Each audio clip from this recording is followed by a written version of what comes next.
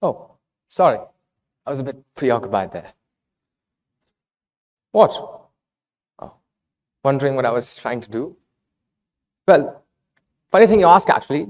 But before I answer that, let me take you back a little to the beginning, mankind. The start of human technological evolution was when someone, millions of years ago, dared to do the very same thing I tried to do back there: ignite fire. But please, don't be alarmed. I'm not much of a fire starter, anyways. Don't think I would have survived back then. Anyways, more to the fire story. 1.8 million years ago, in the Wonderwerk caves of South Africa, lived the earliest known human settlement. Now, I know you're tired, but bear with me, because what makes this even more important is that it yields the earliest evidence for human use of fire. Here is an image of the million-year-old ash. Curious about where this is going? By the show of hands, tell me if you are. This is a great audience right here. All right, let's do a small activity. So, close your eyes. Go on, don't be shy. Now, imagine the scenario in your mind and tell me how you would feel just before a class is about to start. And let's say that class is of math or science. You can be truthful. No one's judging. All right, you can open your eyes now. From your expressions, it appears to me that you all feel excited, fascinated, intrigued. Wait a minute. That's not true. That can't be true. And I know.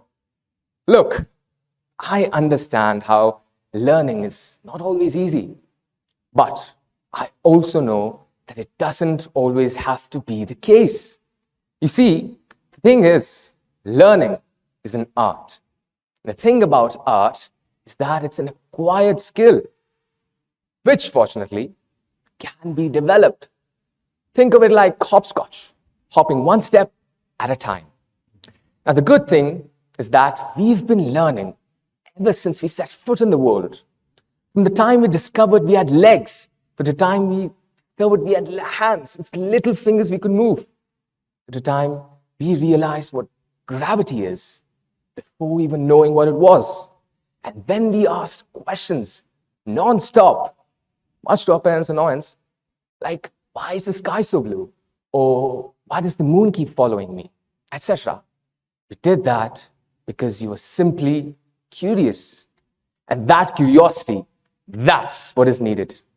So once again, the most essential step to learning is to somehow find genuine fascination or appreciation for the subject. Just like the ancient fireman when he discovered fire. So, ask yourselves this. What fascinates me? Is it the endless sky above? Or is it the allure, plane below of us? It could be from the plainness, just existence itself, to a fragile dandelion drifting through the wind, to the beauty of everything at a microscopic level. Explore through the eyes of a toddler. I'm 100% sure you'll find something interesting. Just like how I found my interest for learning math from Numberphile, 3 Blue 1 Brown on YouTube. Now, this part should fairly be easy, as one can find interest literally and figuratively everywhere. You just need to look out for it. Once this is over, consider most of the work done. The next phase is divided into 3 key principles, or the triple S as dictated from my humble experience. The first of which is simplify. Now, who doesn't need some simplification in life? So, whenever there's a topic we have to learn, try to simplify it as much as possible.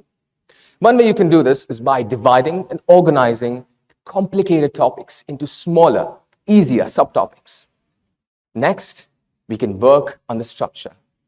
After understanding the concepts of each of the subtopics, we can turn them into structures for us to visualize. Structures of the lessons themselves can be turned into flowcharts or mind maps. And after this, we need it to suit to our taste, like the clothes we're comfortable in. With these building blocks ready, we can turn them into something we can easily relate to, remember, and visualize. Now, to understand the proper usage of these principles, here's an example of how we can use it. The topic being electrical circuits. The topic has been divided into subtopics of wires, resistors, batteries, etc. Now, in order to visualize these, they've been made into something more familiar. Like wires have been made into tracks and ramps out of resistors, where the more the resistance, the steeper the ramp, etc.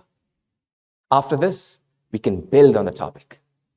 Here, you can see two analogies, one of a roller coaster and the second one of a water pump.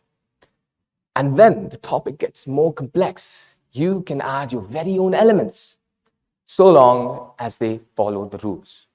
And need I remind you, the possibilities are limitless. And there you have it, your very own path to learning.